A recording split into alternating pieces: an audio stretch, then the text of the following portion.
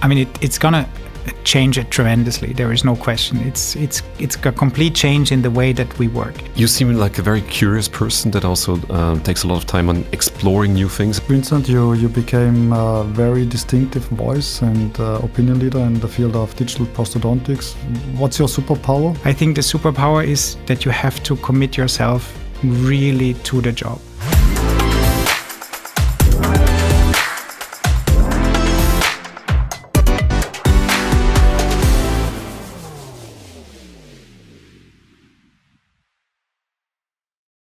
Welcome to ProTalk. Welcome to the Pulse of Dentistry. Welcome to this episode. Welcome, George, my co-host, and welcome, Vincent Fehmer. Great to have you today, Vincent. A big pleasure to be here. Hi, Vincent.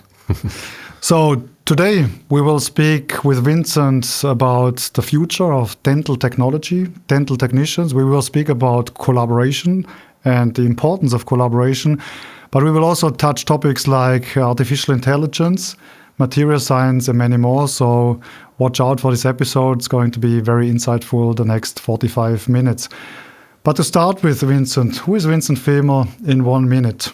Oof, this is difficult to put it in one box and in 1 minute, obviously. But first of all, I'm a dental technician, as you already mentioned. And I think this is fantastic that you invited me to this talk, as I guess it might be the first dental technician here speaking.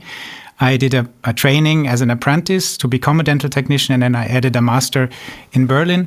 Beyond that point, I work at the University of Geneva in the dental laboratory there, which gives me a lot of insights, but I guess we might touch base on this a bit later. And finally, I think, which is also quite important for the audience to know, I also have to run my own laboratory. It's a very small laboratory, still it's a one-man show, but still it basically shows you that I have to make sure that the lights stay on in my own little place, and that kind of gives you a bit of more perspective into how reality functions, which at university sometimes you kind of miss that point. Mm-hmm. Yeah. So we come to this. So you have literally two hats on, or actually many more than two. What I would be interested in is a bit, what was the starting point of your journey? Because you mentioned you've been in Berlin. You've been also in Zurich, you're now in Geneva, so you traveled a bit the world and you learned from different schools and from different probably also teachers and clinicians. In the first instance, why did you decide to become a dental technician? It's a beautiful craftsmanship, but what drew your attention to it? Yeah, I mean, this is a very profound answer now, and it might disappoint the one or the other listener, but my father is a dental technician, and therefore, obviously, my initial first mentor that you can imagine. And it was a phenomenal playing ground to be in a dental laboratories. I'm sorry to say it, close to 45 years ago, where there was so much kind of plaster and stuff to play with that today we are basically missing because we have all the digital tools, but not anymore the analog. But obviously my father was in that sense my mentor that kind of visualized the beauty of this profession and the craftsmanship, at the time working with a lot of metal and, then starting my education in Germany with the so-called German crown that I'm sure you're aware of, telescopic restorations. That was a big thing of our daily routine. And then beyond that point, through my father, I had always the chance to, take part in courses, or he would send me to some places to improve my English for the sake. I didn't want to go, but still he forced me, which was actually great.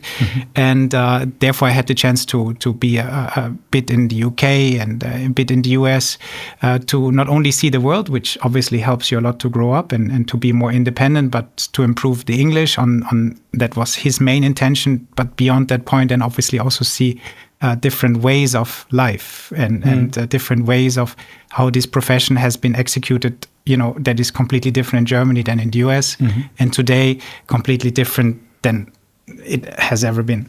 Yeah, I think that was not a profound answer at all, to be honest, because I think if your dad is a dental technician, if he does not do a good job, at the end you want to be anything but a dental technician. But somehow he managed to feed you and to make you curious, right? Yeah. And to make you stay and develop in the field. And obviously he gave you the right tips and tricks, how to progress your career.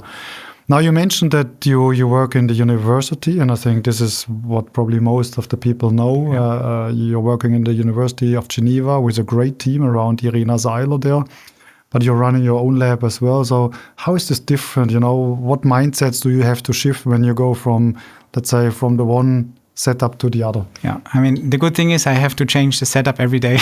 So it's a constant back and forth. It's a routine. I'm just used to either get up at 5:45 in the morning or get up at 6:30. And, that gives you already the different mindset for the day.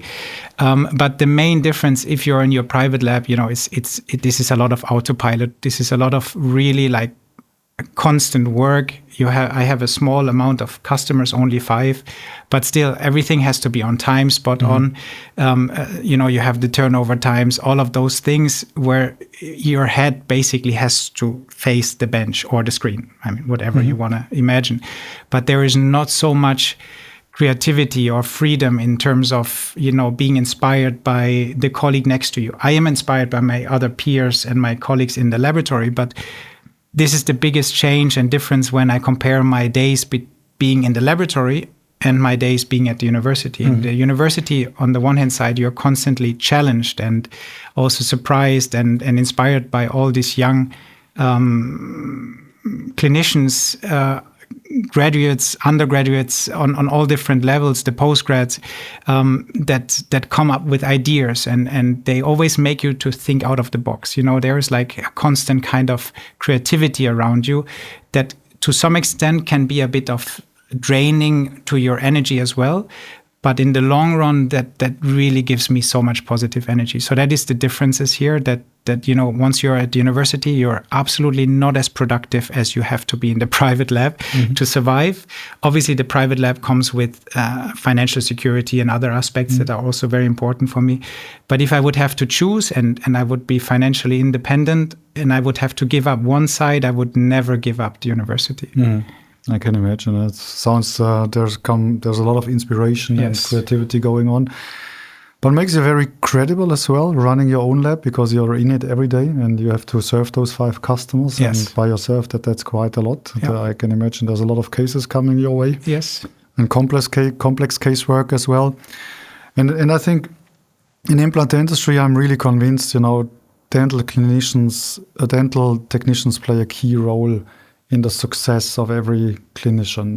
But I've seen that the role has changed quite a bit over the last 10 to 15 years. What is your perception on this? How did the dental technician, let's say, world and the dental lab world change over the last 10 to 15 years? Yeah, I mean, this is obviously something that if we would have started this podcast 10 years ago, I could never imagine us sitting here today and talking about the things that we talk. So everything has been set upside down. The way that we have been trained to work doesn't basically exist anymore. We completely changed the way that we create final restorations for our patients.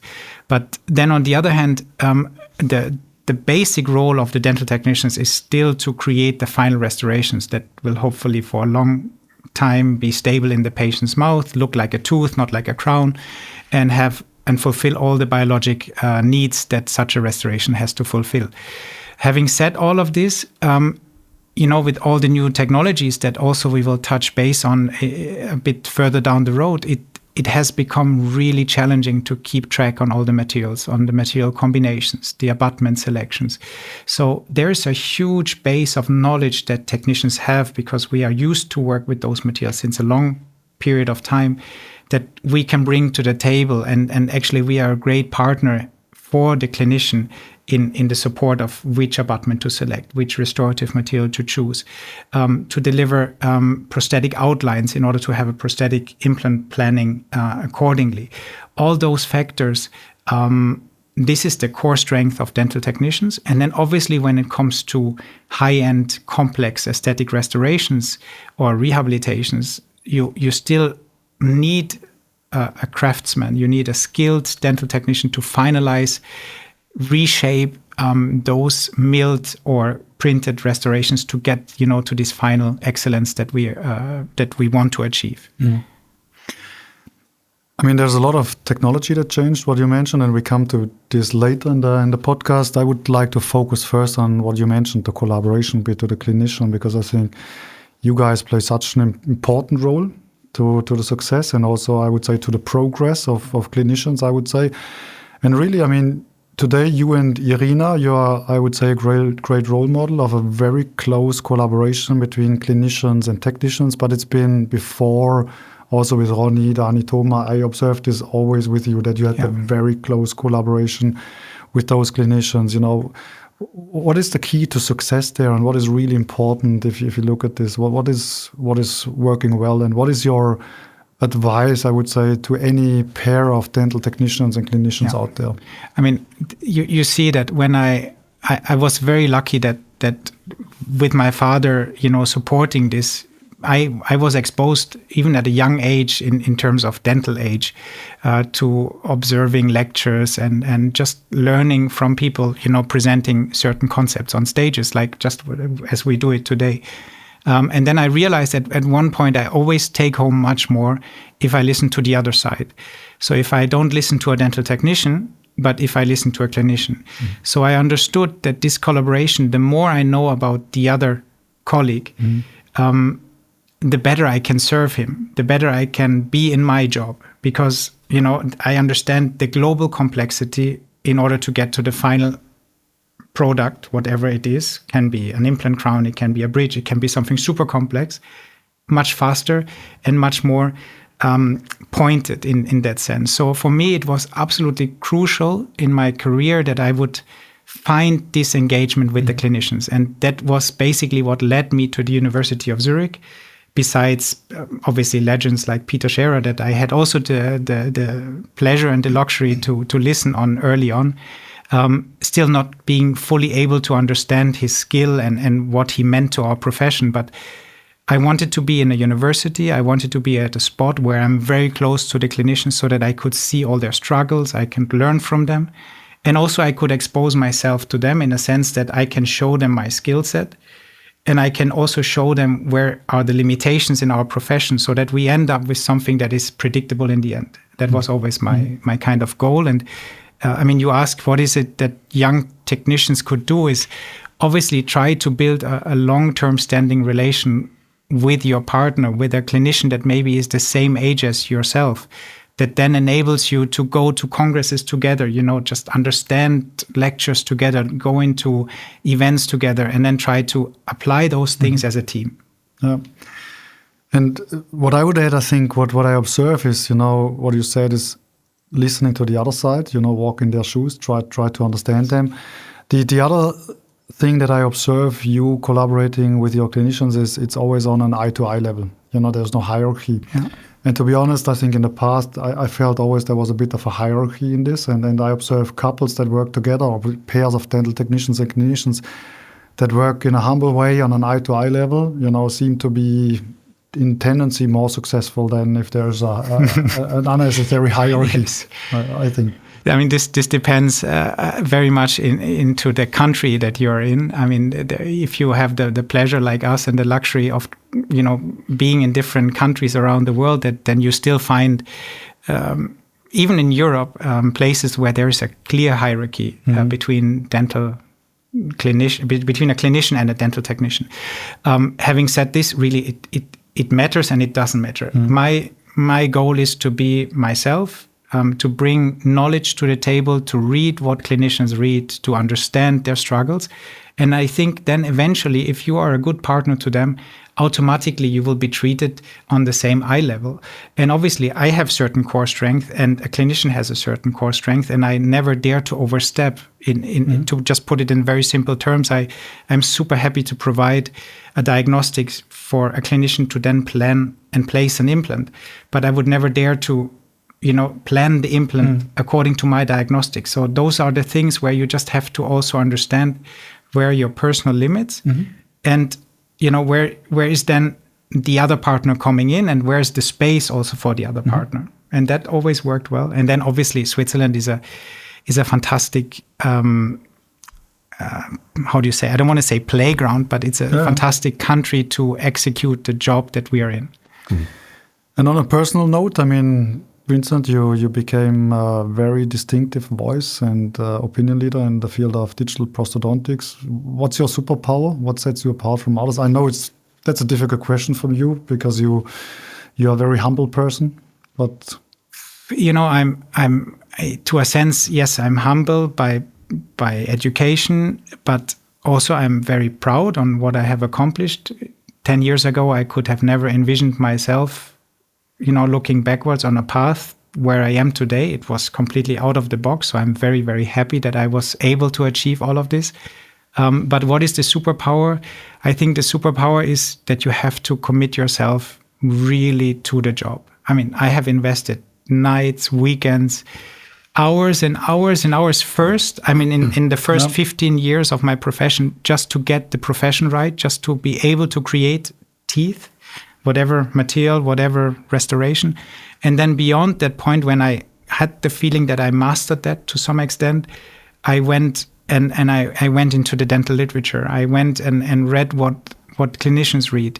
I asked Christoph at the time in Zurich if I was allowed to apply and enter the journal club, where we had monthly meetings where always the latest literature was shared.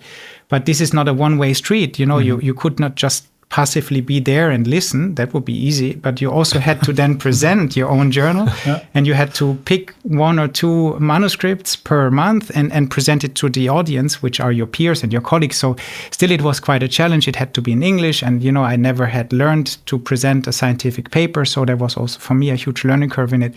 But in summary, what is my superpower is that I read a lot. And I still do. I mean, you can't stop, unfortunately. It would be nice if you just could just bring in all the hours and then, okay, this is done, put it aside. And I worked extremely hard. Oh. Going back a bit to communication, because I think that's a key topic of actually a successful, collaboration. There is a lot of digital tools that actually came to our disposition, and also digital tools very specifically made for dentistry. Is there something that stood out for you that made communication between you and clinicians really much, let's say, more seamless, easier, that made a difference in the end also to the results? Yeah, I mean, there's obviously a huge transition. I would think there's 2 phases of transition. The first one was when we moved from analog to digital to some extent. Digital could still be standalone islands in terms of implant planning softwares, but at least it was a software. It was not a device where you had to manually change a radiographic template into a surgical template. I mean, you remember the Gonix and all those devices that were really painful to use. Exactly, yeah. But still, I went through all the phases. And then obviously you go into this digital environment and you can just be on the phone and you can have a look at the same screen at the same time, or independent of the time, and obviously that makes life much easier. But then there was a true revolution in a sense that the big challenge for Irene and myself was always the initial patient engagement. We met a new patient that was referred to us before in Zurich, now in Geneva. In Geneva, to some extent, even more. There's very particular patients, let's say. And they have already heard about us, otherwise they wouldn't come. And then they have a certain mindset, and you have to give them something rather quickly. They want it now. Exactly. It doesn't have to physically change anything, but when they want to visualize certain things, they want to see why the 2 of us, Irene and myself, we are the right team to accomplish their wishes. And obviously all the smile design tools that are out there today, they really changed the way that we could engage those patients, early on in the first appointment without exposing them to, let's say, dental pain, in terms of we don't have to capture an impression first. They don't have to be exposed to a dental chair yet. We can just take nice pictures. And today, SmileCloud, you're in it completely. So you understand that obviously also the potential of AI integrated workflows there enables the transition from pictures to real-time appearances to motion, which is so critical for patients, that they really can see in a kind of natural environment, in a natural skin tone, how would my teeth change if I follow this pathway? And the way that they change, is that something that I like? Do I want longer, more large, smaller teeth? All these things, they were so abstract to discuss with patients. And then we discussed something. The patient understood something completely different. And many times we went through phase of a mock-up 1, 2, 3. And in the very beginning of a getting to know each other phase, and you need 3 approaches. Iterations, it's difficult. It's difficult, and the patient might even lose confidence in you. So therefore, those tools really change the game completely. So would you also say that the fraction of patients that say yes to the treatment and in the end are also happy with the treatment were significantly improved with those digital communication tools?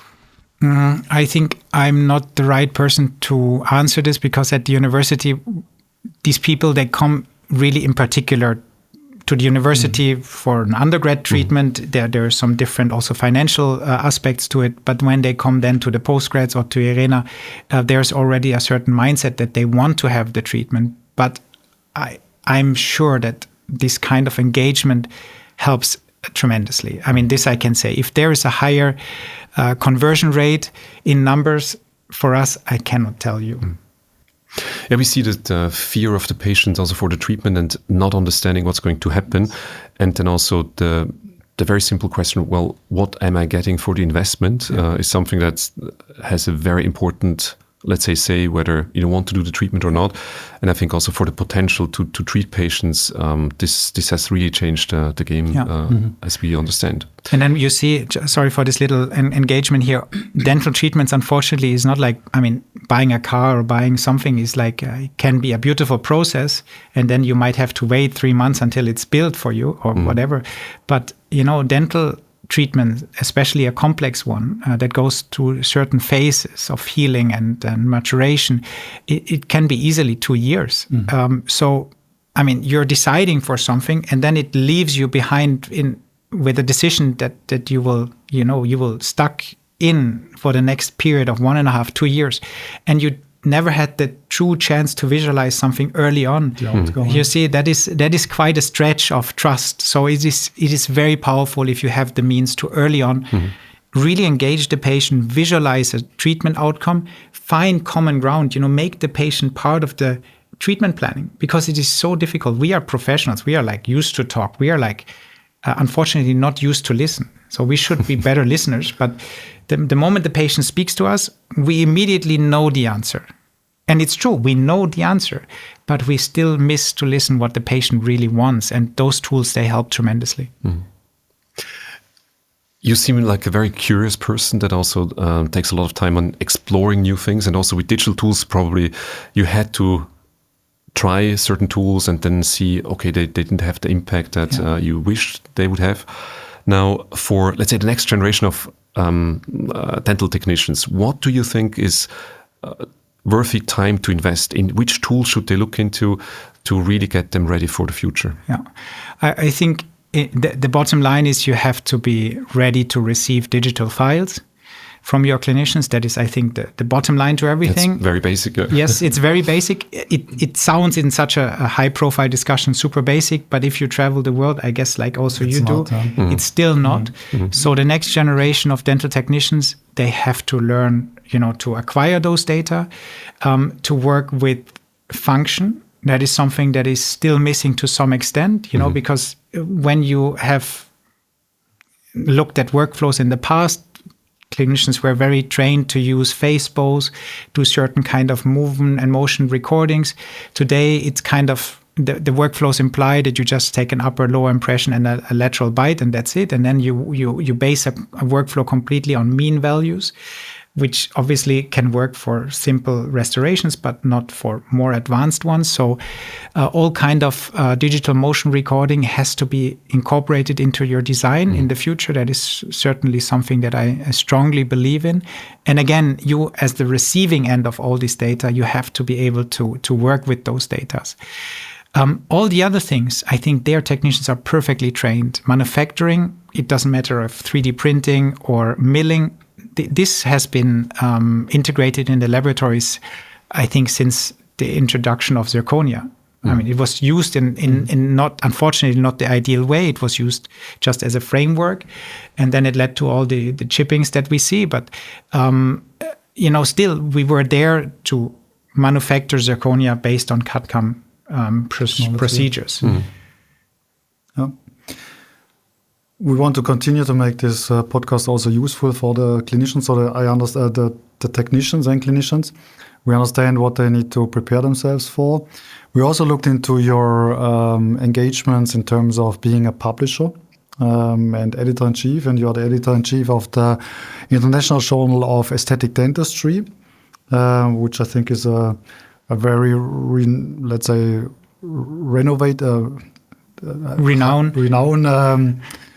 journal, and there's a lot of gems in there. Yeah. But we found something else that you're publishing with the Quintessence, which is actually mastering interdisciplinary treatments. It's actually an annual journal that you bring. It's quite a significant book. Yeah. And we found this actually interesting because it's such a different format that we are not used to, and it's so rich in content and so well done. And my question is, what is special about this journal? I mean, why do you do it, and what stands out for it? Yeah.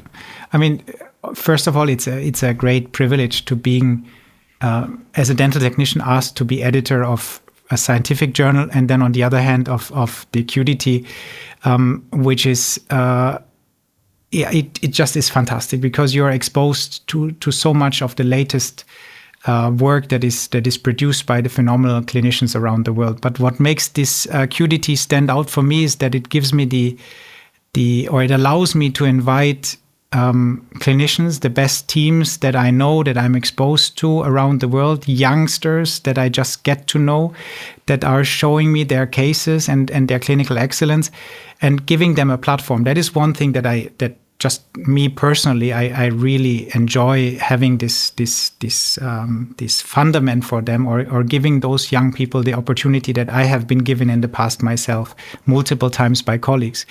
But then beyond that point, as you have already mentioned, I mean, it is a very visual publication. There's really a lot of space for enlarged images, but also it allows for a huge creativity. So kind of novel approaches, very creative approaches that we had, in the transition from even the conventional way of creating dentistry some 10, 15, 20 years back. It was always on the cutting edge. It was always on the forefront of what we are doing, something that would only enter scientific journals like a year or two later. And for me, the bottom line is not to focus on, let's say, full arch rehabilitations or very complex rehabilitations. For me, the main vision is always to bring in novel ideas, young talent, and giving them the platform. Having said this, why does this stand out? Because especially today, you see that what we can do before we actually enter the treatment is spectacular. I mean, we can foresee every little step, a recontour of roots. We can extract teeth virtually. We can then replace them. I mean, there is just everything that you can imagine. We can literally do today, which is spectacular, but also it gets published in there. Mm-hmm. And that makes it really, really special. And that makes this publication, also following the previous editors, such a unique platform for those clinicians. Sounds it was a must-read for you in your path. Absolutely, I have all of them. But I have to say, when I looked into it, what I liked, it's, as you said, it's very innovative. It's very visual, and it's very detailed as well. So I think it really shows what is possible and how is it possible. Yeah. So really, the practical aspect is probably also very important. So it's not just a scientific, highly scientific, let's say, detailed work, but it's also how can you apply it in daily practice. That's the main thing, because unfortunately, what we see, and I'm sure you experience it as well, it's always a big balance between scientific foundations knowledge that are super important. Yeah. They are the base on what we stand today, basically. But then when you want to create interest among the private practitioners, when you want to share this knowledge with the private practitioners, they would never, or only a very few, they grab this hard to read, I'm sorry to say it, hard to read journals that only come in one language. It's clearly English, and then there is no visualization or just a few box plots. And I mean, if you make it through materials and methods, then you're already a winner. So you see, it is hard to digest, and it usually stays among the universities and those kind of group of or pool of people. So that it makes a big of a difference here. Well, thanks for the insights. So when you talked about also content, I saw your eyes lighting up when it comes to technology, and this is also where we would like to go now into more depth. So let's start with 3D printing. Vincent, what's the current state of 3D printing? What is possible and what is not possible today, in your opinion? Yes, I mean, to me, 3D printing is a phenomenal tool that the printers in the laboratory, they don't stand still. They print day in, day out. Different printers, it's not enough to have one printer anymore. You have different ones, otherwise you lose too much time changing the bath constantly and then cleaning them properly. So when it comes to all support materials in terms of models, appliances, guides, surgical guides, provisionals. I mean, you have prototypes. There is just no limit to it, what printers can do. When it comes to long-term provisionals on smaller units, printers also work really well and can really change also the workflow that we engage between a clinician and a technician, especially if you're not on site. I mean, everything is simple if you have the laboratory within your clinic, which is the case at the university. But in my private lab, I'm in Lausanne, and my customers, they are in Bern or in Burgdorf, or two are actually in Lausanne. With them, certain treatments are possible, with the others not. So there comes a moment in play where you could really change treatment concepts. But whenever it comes to long-term restorations that we would name them final restorations, we all know that nothing is final until the one day that we still used to mill them out of high strength, mainly ceramics, as we are working mainly in fixed restorations. What changed in the last, couple of years, maybe up to 5 years, that really made now this breakthrough possible?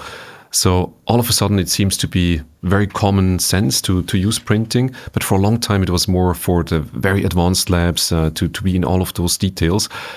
What made the change? I mean, I would say that the biggest change that actually has nothing to do with printing itself is that more and more clinicians use optical impression systems. So as you have the digital data coming in, there is literally no chance to create a plaster cast. So therefore, if you want to create a model, which is an absolute must to deliver a proper restoration, in my understanding, you need to have a printer. So that is, one direction at looking at things. The other direction is that obviously, I mean, we had the luxury of being exposed to printers since now, I would say, close to 20 years. But the first generations, and they're still in the market, they're really expensive. So I mean, it also the price tag of those devices has a crucial role, and they have become much more reasonable in price, cheaper if we can say so, or cost efficient. And also the type of materials that we can print, they're massively enlarged. I mean, we can today print everything from a provisional in different colors to a denture base and the whole thing in the middle. How would you see the future of printing? So what would be your one dream that printing could actually fulfill in the next couple of years that still today is not really possible? I mean, we see also, with the university head that printing of zirconia is now 10 plus years. There is not the breakthrough established. It works. No problem. Printing of lithium disilicate, it works. And it's not a question. It's proof of concept is done, but it's not yet there to apply it, I think, on a daily routine. There, the milled materials are still more efficient, more predictable, cheaper to run them, less, complicated in a sense that there is little risk of error, which you can still have a lot of errors in printing. Obviously, I would wish multicolor printing for any kind of really high strength glass ceramic. That would be spectacular. Or zirconia. Zirconia, yeah. I mean, you wouldn't take. You would also take it. I guess. If you tell me the company, I would give all my investment into it. This is gonna skyrocket. Already the multicolor zirconias that we can mill today are spectacular. I could have never envisioned that we are able to work with materials like this today. But if we could then print it and really respect also dental physiognomy, basically, printing a dentin core with a certain strength, color, opacity, and then, adding a certain layer of enamel with another strength, with another translucency. This would now you're stacking up the requirements. But we had our share actually in also trying this, and it was a couple of years. It was really not possible, but I think now we're on the verge of a breakthrough that this will become possible. Printing multicolor zirconia. I think we're going to see this in 2-3 years. I would see. Yeah. And then it might, for the end user, what we see in 2-3 years might be. Find its way to the laboratories in 10 years. Or maybe it would start in larger chains, typically found in the US, where there's like 500 plus employees. They can invest on a different scale that a small Swiss laboratory could invest. Let's continue maybe with the topic of AI, I would say. How do you see AI changing the future of the dental technicians' work and the clinicians' work? And where do you see it being useful today already? We see huge benefits in all diagnostic aspects. All the softwares that allow you to diagnose. Everything that, for example, an X-ray shows is just spectacular because it goes beyond what we look at. We look just at teeth and bone usually. And it just gives you more findings that even we don't focus on. Segmentation is spectacular. Segmentation has been such a, are we allowed to say it, pain in where? Sure. It just took so much of our time. And this is, again, time that mainly I would spend segmenting things for clinicians that then they, would find the case nicely prepared and ready to go to plan an implant or whatever they wanted to do. So that is just huge. And then when you go and you think more in dental terms, to some extent, you will see implant placement is already offered AI-based. Everything that we are talking at the moment is always down to the single implant or the single tooth. But, as we speak, the first beta versions are out with 3 unit bridges, 2 implants. And it just, it just feeding the model and then, enlarging it. This is spectacular. Also, we did research comparing the different design softwares, creating single anterior and posterior crowns, and then focusing on various aspects, morphology, proximal contact points, obviously marginal adaptation, which is also very critical and crucial. And they're like surprisingly good, these stupid softwares. Even to the extent where you, just to give the listener an understanding and an example, when you have a diastema, for example, so for a non-well-trained algorithm, they would just bring in a tooth that would reach the mesial and the distal contact point, close it, and then you would have a massive tooth in there that would absolutely not be realistic, nor any patient would appreciate to receive such a huge tooth. But the software understand it, the algorithm understand that this gap is too large, so the diastema will be placed, AI-based. And then the other thing is you have a crossbite, for example, and again, the software will adapt the morphology following the crossbite. So it is very impressive. Is it going perfectly well for all indication? Absolutely not yet. We have to be honest. And again, the tools that we tested so far, they only focus on single tooth restorations, and it always has to be a tooth based on an abutment tooth, not on an implant. But anyhow, it's just a matter of time.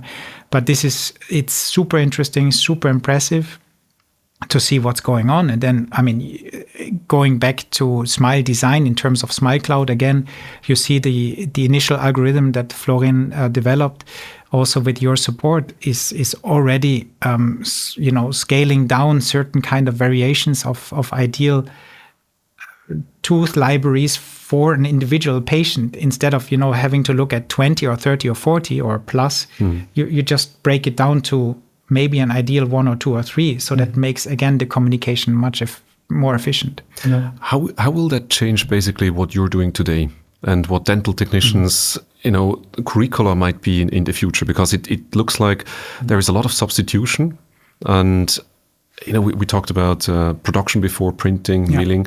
A lot is automized now. We're talking about AI. There is even more, CAD AI, as you described it, takes over a large portion probably of the first, I would say, mock-up, and then maybe even the finals. How will it change the profession? I mean, it's going to change it tremendously. There is no question. It's a complete change in the way that we work. But you see, there is one critical problem that is still part of the beautiful workflows that we see so nicely displayed in front of our eyes within a very short period of time. If you are trained the way that, for example, I was trained, or my peers at a certain time, where we still had to learn morphology and we still had to understand why a cuspid had to be here and not here, why functional aspects would lead to this kind of freedom, and where we actually would want to have guidance. If you see these new algorithms creating a beautiful morphology that just pops out of, the sky, basically. It literally feels like magic. And then you don't have the education to judge what you see. Yeah. There will be a transitional period where, it is not really smart what is then being created either in a chairside approach by a clinician or in a lab side approach by a dental technician that is just blindly trusting all these rendered AI-based morphologies, not respecting functional aspects, not respecting cleansability, not respecting all kind of parameters that are really crucial to a success of such a restoration. So would you say you would use the tools, to help you to be more efficient, but then, don't trust them fully, but bring in your holistic expertise that you guys are definitely owning and bringing to the table? Absolutely. Yeah. Okay. I'd like to extend on what George asked. How do you see then the future role and the value proposition of dental technicians in dentistry in general and in, let's say, implant dentistry in particular? Yeah, I mean, what we always will be able to bring to the table is a huge understanding of final restorative material, abutment selection, which is already a mutual decision, but this is something that in particular guided by then also the implant system that is selected by the clinician leads to certain decisions that are crucial to the long-term success. Again, perfect to trust and communicate with your dental technician. And then obviously the final assembly of those two components is very critical. You have the final restoration, and then you have, for example, the vario base or the abutment that, you have to fuse those two things. And then when you think of a posterior tooth and you have maybe an average patient, a monolithic restoration that is created, maybe even AI-based in the future, just polished, might fulfill a lot of, requests and will be more than enough and more than sufficient for a lot of patients. But the moment you go to a larger extent, where you have more complex, larger rehabilitations, aesthetic rehabilitations, still in the anterior zone, the manual craftsmanship to create an individual restoration, not only in terms of the shape, because the shape perfectly can be translated from the initial planning based on even an AI workflow, but it still needs some kind of superficial adaptation. Staining, glazing to some extent, application of a little bit of veneering ceramic that will, increase the aesthetics and deliver this kind of excellence that I think our patient rightfully require and ask for, even that they don't know exactly what to ask for. But a solely monolithic anterior restoration, I think, at least in Europe, is not the standard of care. And I don't think it will be in the near future. No. And what's, in this context, looking ahead, what is it you would expect from the industry or from Straumann, from players like this? How can we support, this development, and how can we support the dental technicians and the labs of the future? Yeah, I mean, what I believe you can do, or what you always should keep doing, is supporting the education. You're obviously phenomenal in producing and manufacturing components from implants, abutments. But today, this is so much more. And you see your own portfolio has grown tremendously. I mean, today you're basically offering an entire workflow from A to Z. It goes even beyond the point when the entire restoration is delivered, into tracking things, into making sure that this is perfectly registered. But what we see and what I have as an experience is that for both clinicians and technicians, education is absolutely essential. And we have to find ways and means to address the next generation slightly different, obviously. But it is so complex, the world that we are living in. I mean, literally, figuratively speaking, but also our professional world is so complex that education is key to master it, because otherwise people will just close their eyes and go on autopilot, and that is just a shame. Then not utilizing the best things for their patients, because you have so much to offer, and a lot of clinicians or technicians, they will just think, this is too complicated, it's too much. I just go the old way. Yeah, no, makes sense. And education is a big part of what we believe in, and you know it. I mean, yes. You support us on this a lot. And Vincent, we have one ritual as well. This is, we allow the audience also to ask you a question, because they know that you are here today. And the question, we got a very interesting question, which is, what's one thing you wish more dentists understood about how to work better with their lab? I could give a very easy answer, is just call them even if everything went well. Okay. I think that is giving them a hug via the phone, a clap on the shoulder, or it just can be just a WhatsApp, thumbs up, everything went through, straightforward, big case, whatever it takes.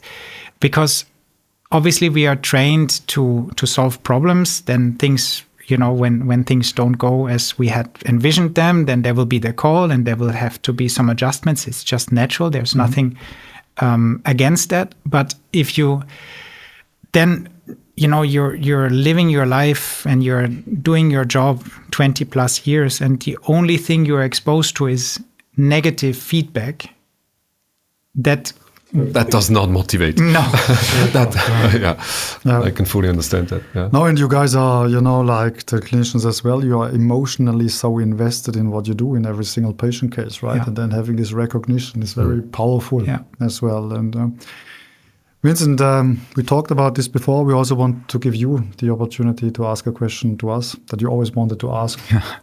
Yeah, I had multiple questions, but then we had to. I had to make sure that it is a realistic question. So, how could we engage this next generation that we see being undergrads today, or being young clinicians, young dental technicians? What do you think? How do we have to adapt or change the way we teach in order to really engage those people and to be a role model for them in a way? Yeah. I think that's a question that is equally important to both of us. We think about this a lot. I mean, education is for us something that we are very passionate about, and we believe it's also the cornerstone of our success and of the, let's say, clinician success and patients' outcomes ultimately. And for the young generation, something has changed. Somehow the formats are different, and I think we try hard to understand what formats are they looking for. What are the training and education formats that we have to let go because they belong to the past, and what are modern formats, like maybe this podcast, maybe YouTube Shorts. What is it? How can we make it more engaging and create experience that people would really love to be part of this education? So we need to try to understand them. On the other side, it's probably also to help them understand, that there's probably no shortcut. I mean, you mentioned your superpower is that, you worked hard and you read a lot.